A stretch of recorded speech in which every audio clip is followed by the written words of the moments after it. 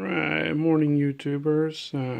Every time I take this bad boy to the range or hog hunting, it's this 5.56 223. This scope here, the back part sticks out a bit, so I went ahead and added a ambidextrous latch.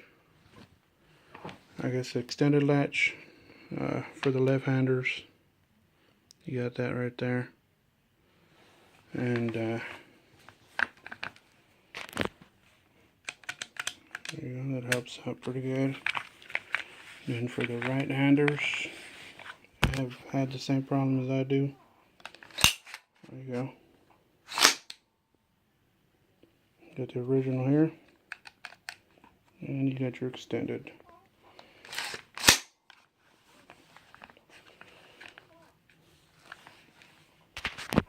It doesn't come off. For people who think that it's gonna suck or something, oh, it's not gonna work. It works fine. Locks. It's not coming off.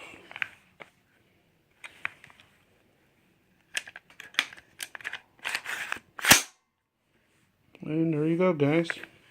For guys that are having a problem as I did, that's what it is.